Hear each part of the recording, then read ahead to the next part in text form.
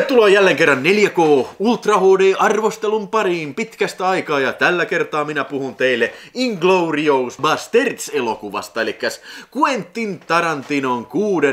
elokuvasta. Ui. Ja mulla on tässä tämmönen Zavvi Steelbook Special Limited Collectors Edition boksi kyllä siinä, mistä puhun sitten lopussa. Mutta ensin ehkä muutama sananen itse elokuvasta. Ui. Tää elokuva tehtiin siis vuonna 2009, ja kävin katsomaan tän tuoreeltaan silloin elokuvateatterissa, ja mä todellakin tykkäsin tästä todella paljon, koska olin tietysti tykännyt paljon Reservoir Dogsista ja Pulp Fictionista ja Jackie Brownista, mutta sitten taas nämä Kill Billit ja Death Proofit osoitti vähän semmosia niin kuin, tiedätkö, merkkejä siitä, että Tarantino kaatuu omaan nokkeluuteensa, eikä enää ole kyllä kunnon terässä.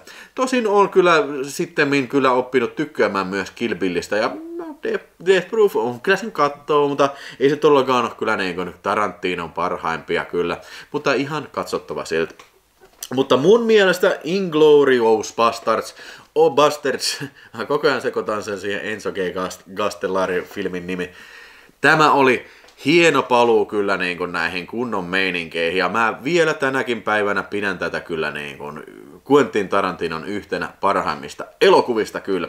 Eli tämähän on niin kuin nimellisesti niin kuin vähän niin kuin remake siitä 70-luvun lopun Enzo G. Castellari-elokuvasta Inglourious Basterds, missä näyttelee Fred Williamson ja Bo Svenson ja mitä kaikkea veijareita, eli siis tämmönen toisen maailmansodan aikoihin sijoittuva tämmönen sissiseikkailu, korkea jännityselokuva. Ja täytyy sanoa heti off the bat näin niin kuin tähän, että tällä elokuvalla ei kyllä yhtään mitään tekemistä. Näillä kahdella elokuvalla ei mitään tekemistä kyllä niin kuin toistensa kanssa, kyllä nimellisesti vaan kyllä. Mutta sen huomaa siitä, että siis Tarantino ilmeisesti fanittaa kyllä, tai siis ei mitään ilmeisesti, vaan fanittaakin tätä Enzo G. Castellaria ja yleensä tämän aikakauden niin kuin näitä elokuvia, tämän tyylisiä elokuvia. Eli kyseessä on siis tämmönen korkea jännitystyylinen sotaseikkailu. Eli tässähän meillä on tämmöistä 3 limittäistä tarinaa, eli ensin meille esitellään tää Hans Landa, jota esittää mahtava Christopher Waltz. Tää oli ensimmäinen elokuva, mistä mä hänet näin, ja varmaan ehkä on ensimmäisiä, ainakin kansainvälisiä elokuvia häntä, että siis aivan mahtava roolisuoritus. Hän esittää tämmöistä Gestapon erikoisupseeria, jota sanotaan juutalaisten metsästäjäksi, ja se menee sitten semmoisten ranskalaisen äijän taloon, ja sitten hyvin pitkässä kohtauksessa, missä edetään erittäin tällainen niin kuin rauhallisesti, niin että se koko ajan se ruuvi kiristyy siinä se jännityksen ruuviin, kun se tietää, että siellä talossa on juutalaisia, se kyselee ja haastattelee tällä, ja sitten lopussa sitten löytyy. Ja sitten samassa yhteydessä meille esitetään tämä tarinan toinen sankari, tai niin kuin, kunnon sankari, eli tämä tämmöinen juutalaistyttö Shoshana, jota näyttelee tämmöinen ranskalainen nainen kuin Melanie Laurent, mitä en muista kyllä, tätä ennen missään nähnyt, enkä kyllä oikeastaan tämän jälkeenkään kyllä. Ja sitten siirrymme seuraavaan chapteriin, missä meille esitetään nämä elokuvan tittelihahmot, eli Inglourious Basterds, eli tämmöinen kommandojoukko, sissijoukko, joka sitten pudotetaan toisen maailmansodan aikaan sitten tänne Saksan linjojen taakse Normandiaan, sitä Ranskaa, ja siellä heidän tehtävänään on yksinkertaisesti aiheuttaa terroria natsien keskuudessa ja niin kuin mahdollisimman raasti tappaa heitä sitten kyllä. Se on mahtavaa settiä kyllä, ja se on mun mielestä aika iskevä se tapa, miten tämä Inglourious Basterds sitten esitellään sitten, että siinä se, mitä tätä johtaa, se piti sanoa, että tätä johtaa Brad Pittin esittämä Aldo Raines, tämmönen puoliksi intialaissyntyinen sitten tämmönen Texakin, mistä se oli, jostain USA sitten perä Moonshine Countysta kotoisin oleva tämmönen hieman tämmönen juntti, mutta kuitenkin erittäin hyvä tappaja, niin heidän komentajansa, Basterdsin komentaja on sitten tämä henkilö, ja hän pitää puhetta miehille, ja "You owe me 100 Nazi scalps, and I want my scalps." Se oli varmasti hyvä imitaatio tähän, mutta niin se on tosi tehokas ja iskevä. Sitten meille esitellään, kuinka ne tappaa näitä natseja, lyö pesäpallomailalla päätä tohjaksi. Todellakin ei mikään kusetus, vaan skalppeeraa natseja. Sitten tämä elokuva sitten siirtyykin Pariisiin 4 vuotta myöhemmin, eli meillä on tämä Shosanna siellä, ja se omistaa elokuvateatteri. Se mua vähän epäilyttää, miten tämä tämmöinen Bastardsin kaltainen sissisotilasjoukkue olisi 4 vuotta pystynyt operoimaan niin kuin, tiedätkö, natsien maaperällä, en tiedä, mutta kuitenkin ei kiinnitä siihen huomioon. Shosanna operoi tämmöistä elokuvateatteria poikaystävänsä kanssa siellä, ja sitten siihen iskee silmänsä se ärsyttävä vitu kusimulkku, mitä näyttelee toi Daniel Brühl, se sotamies Toroller, niin vittu, mä en tiedä miten se on onnistunut luomaan niin vastenmielinen hahmo, että se on tosi ylpeä natsi, ja siis vaikka se on periaatteessa yrittää olla kiva, mutta se on niin onnistunut saamaan niin kusipäisen hahmon aikaiseksi. Se on aivan mahtavaa, kuinka se on onnistuttu kirjoittaa siihen. Ja tämä Daniel Brühl tulkitsee sitä vielä niin kuin just oikealla tavalla. Niin tämä sitten iskee silmänsä tähän Shosannaan ja sitten haluaa treffeille sitä ja tällainen. Ja koska hän on tällainen sotasankari, niin se puhuu sitten itse herra Goebbelsille, että Jumalan kautta me halutaan meidän filmin propagandaelokuvan ensi-ilta just tähän elokuvateatteriin.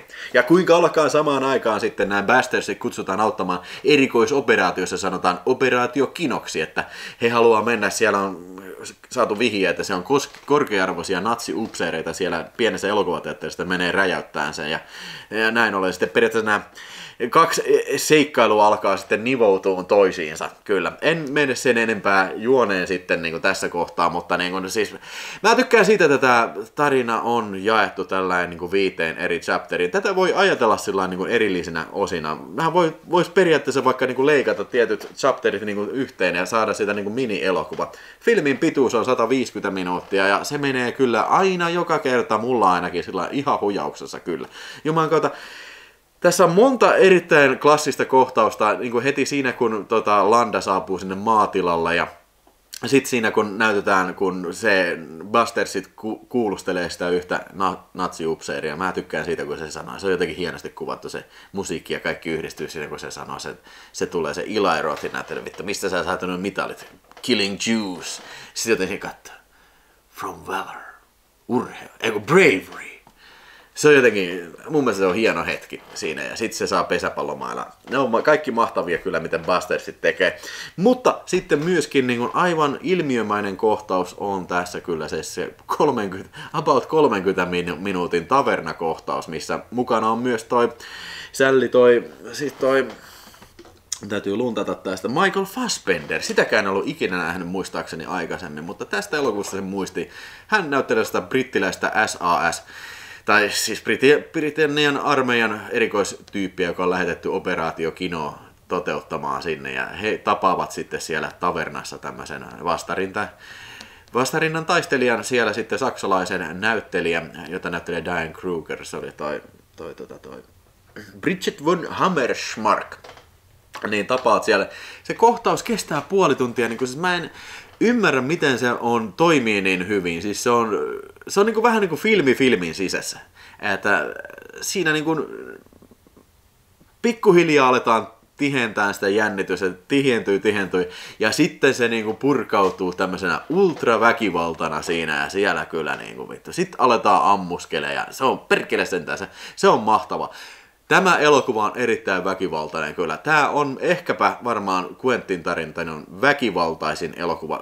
Siis kiistatta varmaan graafisin elokuva kyllä. Siis kaikki ne goreine viiltelyineen ja ammuskeluineen. Ja se, mikä tekee tästä niin kuin erityisen tehokasta mun mielestä näistä väkivaltakohtauksista, on se vähän niin kuin semmoinen yllättävyys. Ja siis semmoinen äkillinen väkivallan ryöppy, mikä tulee siinä sitten, että joku ampuu, ja se toinen ampuu, palleihin ammutaan, yhtäkkiä veriskupeja räjähtelee ympäri, ja se vittu äijä ammutaan haulikolla niin, että se lentää ikkunasta ulos saakeli, ja kaikkea tämmöistä sikakovaa matskoja.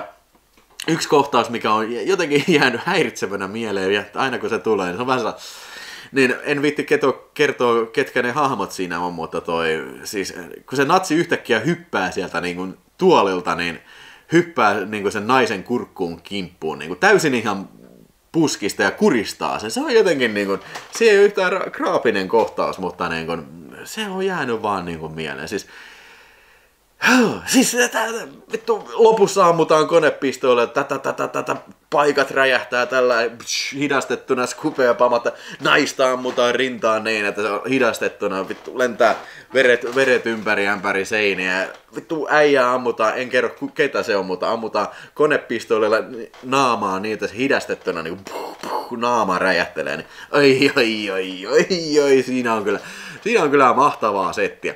Mutta kaiken tämän jälkeen, vaikka tämä on synkkä aihe ja tämä on väkivaltainen elokuva ja tämä on graafinen elokuva, niin siitä huolimatta tämä on mun mielestä kamalan hauska elokuva.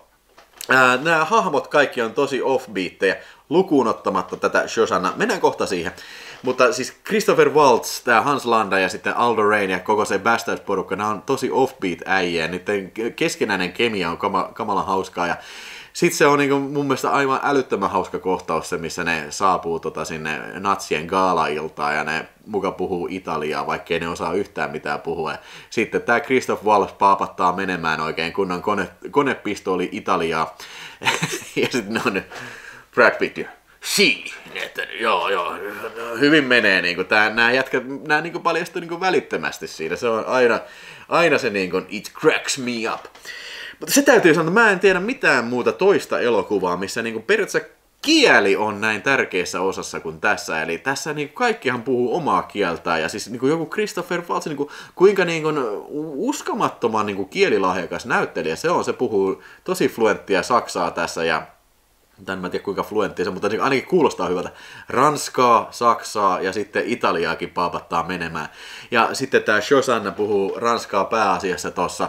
Ja Bastards puhuu sitten tätä tämmöistä niin kuin, vähän tämmöistä ehkä vähän vähemmän kehittyneitä amerikkalaista slangia siinä sitten, mutta ja kaikki saksalaiset puhuu saksaa, niin mä en yhtäkkiä tiedä niin kuin, tämmöinen sota-elokuva, missä on näin paljon eri kieliä, ja siis sillä on merkitystä oikeasti sillä kielellä, että ei sillä lailla vaan, että tiedätkö, joku tyyppi, niin kuin, tiedätkö, kaikki puhuu englantia, ja sitten mä soluttaudun, tiedätkö, niin kuin, joo, mä pistän vaan, tiedätkö, natsi-uniformun päähän, niin sit yhtäkkiä niin kaikki uskoo, että jaa, sä oot yksi meistä. Niin kuin, ei se varmaan, ei ihan äkkiä enää tosielämässä menisi, jos mä pistäisin, niin kuin, tiedätkö, esimerkiksi pistäisin, niin kuin nyt lähtisin tuonne Ukrainaan ja menisin venäläisten puolelle, pistäisin joku venäläishatun päähän, niin mä jäisin niin kiinni, vaikka en olisi kuinka juonut votua, niin mä jäisin niin kiinni välittömästä. Mutta siis tää on semmoinen aspekti, mitä yleensä elokuvassa, varsinkin sota-elokuvassa ja varsinkin vanhanaikaisessa korkkari-sota-elokuvissa, tämmöistä ei yleensä huomioida kyllä ollenkaan kyllä. Mutta tässä se huomioidaan ja I like it. Mutta täytyy kyllä sanoa, että siis tää, justi kun Hans Landa ja tää Aldo Raine on ehkä ne niin värikkäitä hahmoja, ja sitten siinä välissä justiin tää Shosannan episodi, mikä sekin kestää paljon, niin se ei ole sitten läheskään niin kuin offbeat, joten se on ehkä semmoinen kummallinen balanssi siinä, mutta en mä ikinä pitänyt sitä huonoa, siis se on kiinnostava juttu. Ja myöskin se, mikä tässä on mahtava kielen ja siis tää Shosannan jaksossa varsinkin tää kielen lisäksi, niin se ei olisi toiminut, jos se olisi niin offbeat-hahmo. Ja se, mikä on siinä mahtavaa, se yksityiskohtien määrä, mitä paljon siinä on niin kuin kaikkea sen aikaisen leffan tietämystä. Eli leffat on myös tässä niin kuin yksi hahmo, eli tässä on niin kuin paljon oikeita elokuvia ja niitä julisteita. Jos sä katot sinne kadulle ja siihen niin kuin elokuvateatterin aulaan, niin ne on osa niistä oikeita elokuvia ilmeisesti ja osa niistä on jokin sortin feikkejä. Ja niillä on vissiin ilmeisesti kaikilla joku tietty merkitys ja niin kuin tarkkaan valikoituilta, mitä siihen aikaan olisi voinut pyöriä elokuvateatterissa. Niin, siis joo, se ei ole samanlainen episodi, mikä on sitten nämä kaksi, mutta siis mun mielestä se toimii siinä niin kuin ikään kuin niistä, siis sandwichinä siinä kontrastissa sitten tässä niin kuin näiden muiden tarinoiden välissä tämä Shosannan juttu. Ja tykkään todella paljon siitä, että Tarantinohan käyttää musiikkia helvetin hyvin aina joka leffassa. Mä en tiedä, onko se mihinkään niin kuin sävellyttänyt omaa musiikkia, mutta tässä käytetään siis paljon esimerkiksi pakettivesternien musiikkia ja tässä käytetään paljon muista leffoista musiikkia ja myös Cat Peopleista tää David Bowien Putting Out Fire with Gasoline, niin se soi tässä aivan mahtava, visuaalisesti törkeä upea kohtaus, missä Shosanna valmistautuu taisteluun ja meikkaa siinä. Se on fucking spot on, man. Mä oon tykännyt aina Inglourious Basterdsista ihan hirveästi. Tää on kamalan viihdyttävä elokuva, väkivaltainen, hauska Ja niin kun tää vaihtoehtoishistoria, mitä se tarjoaa, niin mun mielestä sekin on älyttömän hauska idea kyllä. Siis kaikin puoli hyvä filmi, ja mä tykkään ihan viitusti siitä loppukuvasta, mikä siinä on se, kun sanotaan, että this might be my masterpiece. Ja siis niin kuin mä sanoin, että onko tää nyt ohjaaja joku niin kuin viesti katsomoon. Ja mä kyllä sanoisin, jos Tarantino niin tarkoitti, niin mä sanoisin, että yes indeed, you are quite right sir, it is your masterpiece. Mä annoin 5 tähteä koska tahansa Inglourious Bastardsille kyllä, että heti kun näin tykkäsin tosi paljon ja aina kun mä katson, tää jopa aina paranee niin kuin aina vaan mitä enemmän mä sitä katson kyllä. Tää Blu-ray, tää on 2010 vuodelta tää Universalin kunniattomat paskiaiset Blu-ray, ja täytyy sanoa, että siis niin kuin aikakaudellensa tää on todella hyvä, niin kuin, tiedätkö, todella hyvä Blu-ray-presentaatio. On aina tykännyt siitä, miltä tää kuva näyttää tässä Blu-rayssa, eli tää on hirveän tällainen voimakkaita kontrasteja hyvin käyttävä elokuva, eli se on paljon semmoisia, niin kuin, tiedätkö, suoraan katosta tulevia valoja, mikä niin kuin, tulee sellainen pistävä valo, ja jotenkin se on mielenkiintoinen tapa niin kuin, spotata sieltä niin kuin, yksityiskohtia, ja siis niin kuin, nämä kaikki just niin se pöly, mikä leijailee siellä niin kuin, sen valokiilassa, ne kaikki on aina näyttänyt äärimmäisen yksityiskohtaiselta tässä Blu-rayssa, joten miten tästä voidaan enää parantaa sitten? Päästään tähän itse videon aiheeseen, eli 4K Ultra HD Steelbook-settiin kyllä.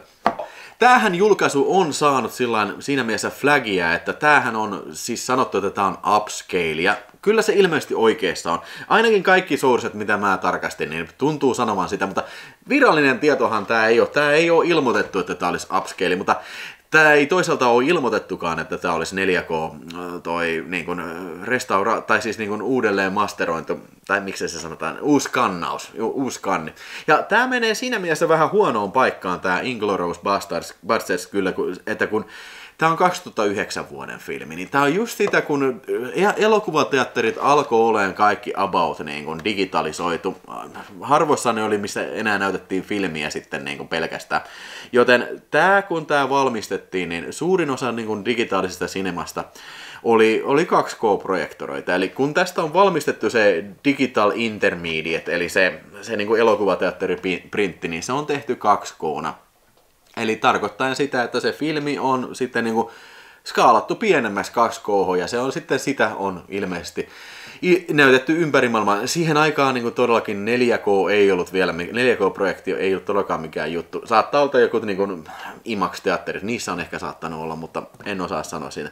Mutta ilmeisesti Universal on sitten käyttänyt tätä samaa 2K masteria sitten Digital Intermediate, että ne on tuottanut sitten siitä tämän 4K Ultra HD-levy, lisännyt siihen HDR ja Dolby Vision siihen päälle, ja siitä tää on saanut flagia sitten, mutta kyllä mä sanoisin, heti kun sä pistät tän pyörimään, ihan varmasti ensimmäinen kuva, niin sä oot vittu, koska tahansa mä voin pistää jonkun Pepsi-makutestiin, että niinku, okei, kumpi sun mielestä näyttää paremmalta, niin mä oon aivan varma, että niinku 100% vastaa, että tämä.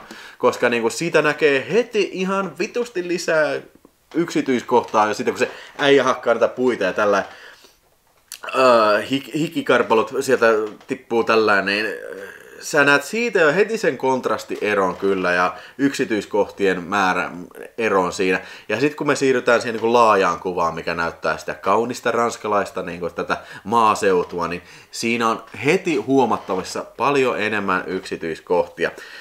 HDR toimii, tai Dolby Vision siis toimii todella hyvin. Justiin mä puhuin näistä kirkkaista kohdista, niin aivan vitusti enemmän yksityiskohtia niin kuin näkee, ja siis niin kuin myös se, niin kuin se kontrasti tekee tosi hyvin. Se vielä enemmän korostaa sitä, niin kuin sitä efektin hienoutta siinä.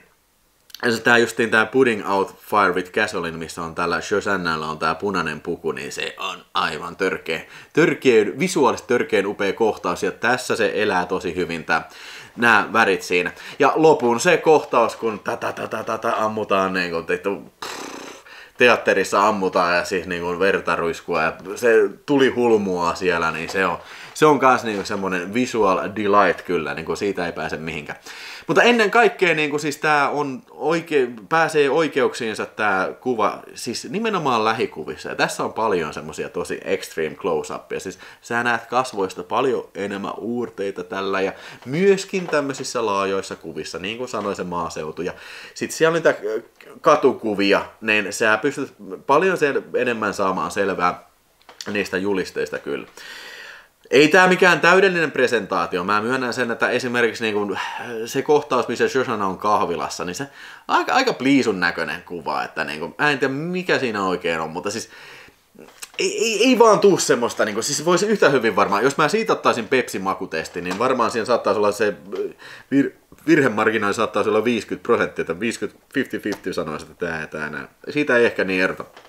Yleensä kun mä aina katselen näitä 4K:ta ja sillä silmällä, niin mä koitan katsoa aina hiuslinjaa, koska se yleensä on se, niin se tarkin niin kuin kohta, mistä löytää yksityiskohtia, eli siis niin kuin näyttelijöiden tämä niin kuin päälaki, tai siis tämmöinen niin kuin, missä hiukset erottuu taustasta, niin sieltä yleensä näkee yksityiskohtia. Tässä ei valitettavasti vaan saa semmoista niin kuin hiuslinja-efektejä tässä, mutta siitä huolimatta mä sanoin, että kyllä tää on upgradein arvoinen kyllä, ja varsinkin jos ei sulla ole tätä Blu-rayta, niin silloin kannattaa kyllä tämä hommata totta kai enemmän. Tämä näyttää, suomeksi sanottuna, tämä näyttää paremmalta kuin tämä Blu-ray kyllä, sikäli mikäli sulla on oikeat laitteet sitä toistaa ja näin. Äänipuolella on vähän pettymys, eli tässä on varmaan täsmälleen sama DTS-soundtrack kuin tässä Blu-raylla, että sille ei ole tehty yhtään mitään, ja Tarantino on varmaan vähän semmonen sälli, että se ei kauheasti välitä näistä niin kuin 4K Ultra HD-hommeleista tai Blu-raysta tai kotiteatterisysteemistä, eikä varmaan niin kuin, kauheasti varmaan äänimiksauksesta, että se niin kuin haluaisi kikkailla niin kuin vitusta, että joo, lisätään tätä ja tällä. Enkä mä sano, että siis ei tässä ole mitään vikaa. Esimerkiksi justiin tämä lopun elokuvateatterikohtaus, niin se on todella jykevän, siis tässä DTS, se tuli humisee tälle. Ja sitten niin kuin, myös niin kuin, siis kaikki musiikki ja ääniefekti, niin on todella selkeitä tässä ääniräidessä ei ole ikinä ollut kyllä yhtään mitään vikaa. Ja sitten kun ammutaan, niin kuin sanottu, niin siinä on tämmöistä yllätysammuskelua, niin sekin todellakin erottuu ihan sikatörkeä hyvin kyllä sitä ääniräidestä. Mutta tosiaan pettymys siinä suhteessa, että ei ole mitään uutta tehty niin kuin äänelle kyllä. Joo, ja ekstratahan kutakuinkin samoja oli tässä 4K:lla kuin tässä Blu-raylla, eli meillä on 3 poistettua kohtausta. Meillä on siellä kahvilassa tapahtuva, saksalaisten kanssa tapahtuva keskustelu, missä Shoshana juttelee Goebbelsin kanssa, niin siellä tulee esiin vähän enemmän sitä jotain saksalaista filmiä, se joku Google Snack, mikä se nyt oli, niin siinä vähän Goebbelsin sitä suhtautumista siihen. Ihan kiva kohtaus, ja huomataan, että ne on vähän niin kuin raakoja vielä, tiedätkö, että ne ei ole kunnolla editoituja tähän versioon, tai tähän poistettuun kohtaukseen. Sitten sitä visailukohtausta siellä tavernassa, sitä on vähän ehkä pitkä, ei paljon, siinä oli joku muutama repliikki lisää. Ja sitten oli se elokuva, kun se on premieressä, niin siellä oli enemmän sitä niin kuin ensi-ilta gaalatunnelmaa, niin sitä oli ihan ok poistoja, että en yhtään ihmettele, miksi ne on otettu pois, mutta yllättävän vähän, kun filmi onkin noinkin pitkä tässä. Sitten tässä oli Tarantino ja Brad Pittin yhteishaastattelu, siinä se radioäijä, tai se joku haastattelijaäijä, mikä se on monessa leffassa sama, niin haastattelee niitä, ja siinä on hauskaa läppää, se oli about 30 minuuttia.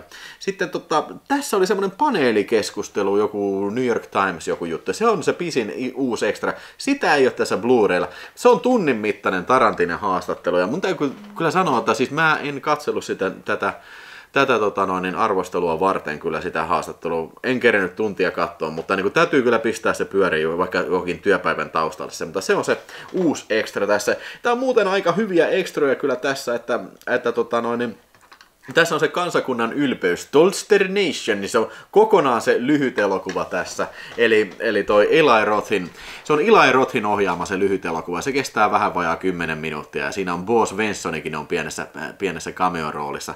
Ja täytyy sanoa kyllä, jos vetää huonoja puoleen, pitää tästä elokuvasta sanoa, mä olisin ehkä voinut sisältää se tuohon arvosteluun, mutta jos te nyt vielä katsotte tätä, niin saatte vähän ekstraa siihen. Niin täytyy sanoa, että Eli Roth on kyllä tämän elokuvan heikoin lenkki, että siis sillä on onneksi vähän repliikkiä, mutta aina kun se puhuu, niin se kuulostaa aina vähän jotenkin tyhmältä. Ainoastaan siellä lopussa, kun se sanoo Margeritti, niin se on hyvä, mutta niin kun, en tiedä.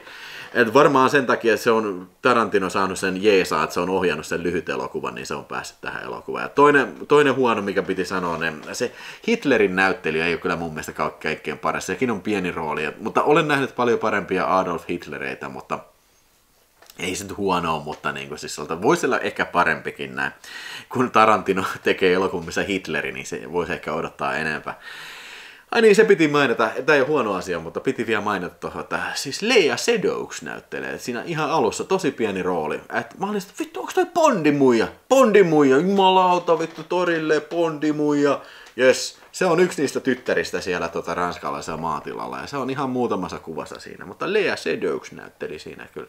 Missäs mä nyt? Extroissa, niin. Tässä oli tosiaan dokumentti sen paitsi että tässä on se lyhyt elokuva, Stolz of the Nation, Der Nation, niin tässä oli myös feikkidokumentti sen elokuvan teosta, se oli ihan hauska tällä. Sitten tässä oli Rod Steigerin haastattelu, eli tämä, mikä näytteli Winston Churchill, niin sehän oli Hitchcockin leffoissa ja kaikissa.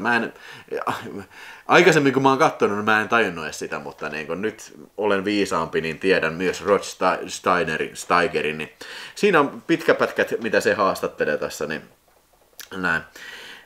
Tai siis pitkät pätkät siinä, mitä puhuu siitä. Ja sitten oli spesiaalit tuossa Enzo G. Castellarista ja Bo Svensonin cameo-roolista. Kyllä tää on hyvä paketti ekstroja kyllä. Pari tuntia ekstroja, tässä on vähän vähemmän, mutta kuitenkin, että ei ole, siis vaikka nyt siis vaan yksi tunti ekstraa vaan lisää, niin sitä on. Siis hyvä extra paketti, ja se täytyy sanoa, mikä on ihan vitu hyvä. Siis tässä, vaikka tää on UK-versio, tää on suomeksi tekstitetty, ja mikä vitu hyvä, kaikki extrat on myös suomeksi tekstitetty. Se on semmoista, mun mielestä semmoista extra mileagea, mistä aina tulee hyvälle tuululle kyllä tässä. Okei, katsotaan vielä sitten, mitä tää paketti pitää sisältää, että miksi mä otin tämmöistä premiumia, niin katsotaan mitä tässä on. Eli ihan ekana tää on tämmönen kovaa pahvia oleva tämmönen kotelo kyllä, ja mun mielestä aika style kotelo, että ei siinä ole mitään valittamista. Tykkään tuosta kuvastakin kyllä, vaikka siinä on ilare. Sitten meillä on Steelbook, tää on tosi tyylikäs, ja ymmärtääkseni tää on myös CD-onista saatavilla tää Steelbook, en ole ihan varma. Mutta siinä on Brad Pitt ja joku ruumis siellä sitten makaa. Sitten meillä on sisältä tälle näyttää, ja meillä on siellä sitten 4K Ultra HD ja Blu-ray siellä alla. Blu-ray taitaa olla ihan sama Blu-ray, mikä oli tää vanha Blu-ray. Näyttäisi ainakin etiketti, joskin tää on UK Blu-ray, mikä tuolla sisällä on, mutta en pistä siitä päätäni pantiksi, kyllä. Se on siinä tää paketti. Sitten tässä oli ekstrana, oli sitten tämmönen bukletti, Inglorious Bastards, niin siinä on vihkonen, ja tässä ei ole mitään esseitä eikä mitään, tässä on vaan tämmösiä niinku kivoja selailukuvia, kyllä. Tässä vähän ihmettelin, kun paskahuussissa luin tätä, että niinku, tää olisi ollut 1000 taalan paikka, tää vihkonen niinku, näyttää niitä, tiedätkö, feikkijulisteita. Että miksei niitä ole tässä? Se olisi ollut siisti. Ja eikä pelkästään feikkijulisteita, vaan niinku, tiedätkö, siis kaikkia julisteita, mitä tuossa leffassa nähdään kyllä. Mutta tässä on stillejä leffasta ja that's it. Joo. Sitten meillä on vielä tämmönen pieni dossier täällä sitten, että katsotaan mitä siellä. Eli täällä on meillä lobbycardsit tai tämmöiset mixcardsit, stillicardsit, eli siinä on elokuvasta taas stillejä. Jälleen kerran, että minkä takia kun tuossa oli stillejä näytetty tuosta leffasta, niin miksei tossa olisi voinut olla niitä julisteita? Tämä on aivan sika hyvä idea. Mä olisi ollut sellainen postikorttikokoisina niitä julisteita kyllä, mutta ei ollut vaan tässä. Niille ei tullut mieleen sitten. Sitten joku tämmönen, mä en edes tiedä miten nämä on jotain tämmöisiä pelikortteja niinku filmihahmoista.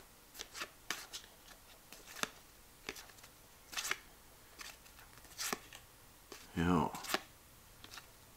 Mutta semmoista tää pitää sisällä, että mun mielestä hieno paketti kyllä, ei näy kauhean hyödyllisiä nämä extra featureit ole siinä, mutta tää on ehkä mun mielestä mikä on mulle niinku semmonen hieno juttu, kun näitä hommaa, niin nää näyttää hyvältä hyllyssä, kun miten päin nää pistääkin. Ja siis tää suojaa Steelbookia, tää pahvihomma, niin pitää kyllä niinku pitkään hyvässä kunnossa kyllä tää, kyllä. kaikki mitä täällä sisällä on. Siis mahtava paketti, mahtava julkaisu, no okei 4K-kuvasta, tai siis upscale-kuvasta miinusta, annetaan kuvan laadun 4, mutta siis ei se mun mielestä, niinku, en mä lähtisi haukkuun sitä. Kyllä ei se ole mikään semmonen niinku cheap ass, että niinku, joo, pistetään 4K:lle vai rahastetaan. Ei ole siitä kyse. Kyllä siinä mun mielestä ihan oikeasti on hyötyä. On nähtävillä kuvanlaadussa kyllä merkittävä parannus. Totta kai olisi ollut hienompi, jos ne olisi tehnyt tän niin kuin pitää, että ollut mennyt sinne filmiprintteihin ja tehnyt sitä uuden 4K-skanni. Ehkä sitten joskus tulevaisuudessa, varmaan joskus 10 vuoden päästä tulee joku, tiedäkö? Super Hyper Edition, en tiedä. Joo, huippuleffa, ei siinä mitään. Mitä sä oot mieltä? Onko se sun mielestä huippuleffa vai yliarvostettu? Puhuinko taas palturia? Ja onko sinulla tätä 4K:ta julkaistu vai onko sinä kenties tämä Blu-ray tai DVD hyllyssä? Kerro mulle oikeasti mielipiteet ja paina tykkää, jos tykkäät Inglourious Basterdsista ja jos tykkäät Video Spacein 4K Ultra HD arvosteluista ja ylipäänsä Quentin Tarantinosta. Ja tilaa kanava, jos et on vielä tilannut. Ja kiitos, että jaksoit katsoa tänne asti. Ja nyt toivotaan silloin oikein hyvää päivän jatkoa. Se on Zorono. Trushki Motorush.